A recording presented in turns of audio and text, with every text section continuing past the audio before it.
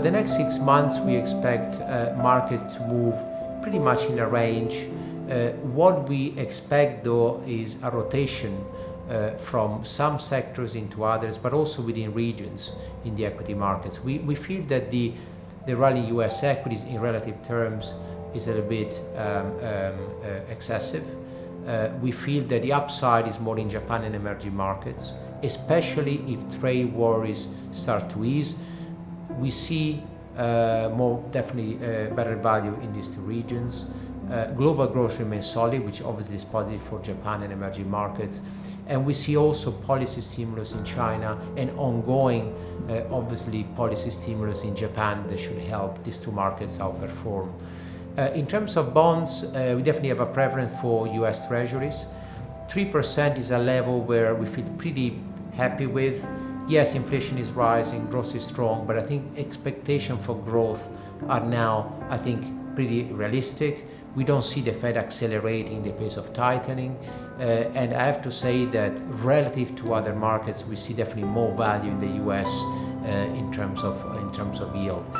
We also like at the current level emerging market local debt. 7% yield I think is not bad. Let's not forget that inflation in emerging markets is quite low. There has been structural reform, and we really believe that Argentina and Turkey are, let's say, outliers in a region that actually have pretty solid growth.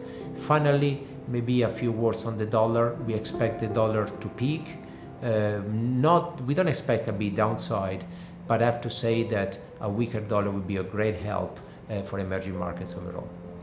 I think in our secular outlook we explained why we think for investors will be a much more challenging time relative to the last 5 years. If you look at the equity markets, we think that we are not too far away from the end really of this market has been the longest in history. That means high valuations, corporate profits are record high. They are obviously unlikely to continue to rise, but also a tightening of monetary policy should create really a mix that is not particularly positive for equities. I think overall we expect developed market equities to return roughly 4 to 5% per annum. We think that the US equity markets, being the most expensive, with an expensive currency, will be the one that will underperform, as it happened, by the way, in the period between 2000 and 2005. So we expect modest return for equities. For bonds, similar story, valuation is not great. We expect a modestly rising inflation in the coming years. Definitely the US bond market look more attractive because we are obviously a much higher level in terms of yields. But overall we struggle to see bond markets with positive returns after inflation over the next 5 years. Where can we find the better or the best actually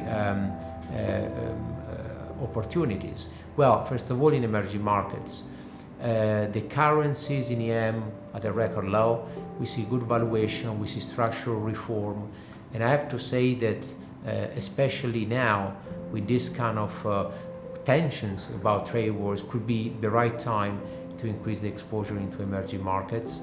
And also we need to look at gold and other alternatives because equities and bonds will not give you a great return. So I think it's important to look also at some of the alternative asset classes.